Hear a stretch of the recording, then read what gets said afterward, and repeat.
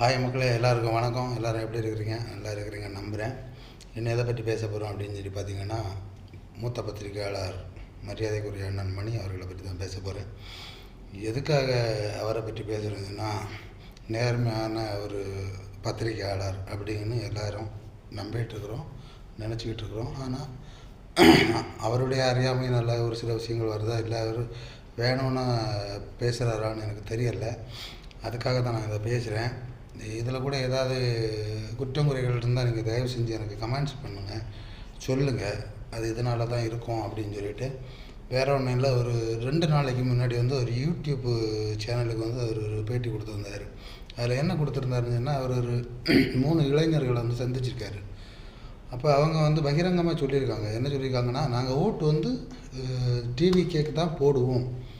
ஆனால் ஒரு டவுட் என்ன அப்படின்னு சொன்னால், இப்போ திமுகவே அல்லாடுது, இத்தனை வருஷம் எக்ஸ்பீரியன்ஸ் உள்ள கட்சி. அப்போ தாவேக்காவால் எப்படி அதை ரன் பண்ண முடியுங்கிற ஒரு சந்தேகம் இருக்குது அப்படிங்கிற ஒரு விதையை உள்ள திணிச்சார். நீங்கள் பார்த்துருந்தீங்கன்னா உங்களுக்கு தெரிஞ்சிருக்கும்.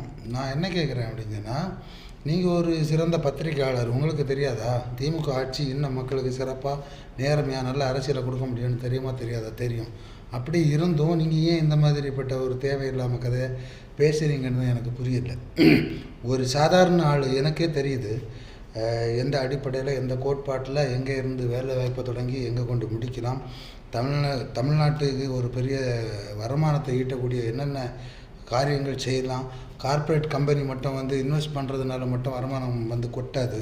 நிறைய விஷயங்கள் இருக்குது. அடிப்படையான விஷயத்தோடு நம்ம மாற்றினாலே நிறைய விஷயங்கள் மாறும்.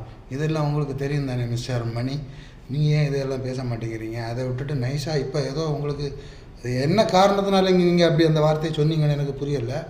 அது உங்களுடைய அறியாமையானு கூட எனக்கு தெரியாது. ஏன்னா உங்களுடைய எக்ஸ்பீரியன்ஸு கூட கிடையாது என்னுடைய வயசு.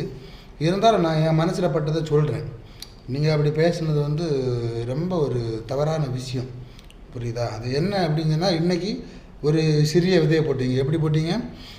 திமுகவே அல்லாடுது. அதாவது திமுகவே ரன் பண்ணி கொண்டு போக முடியலை.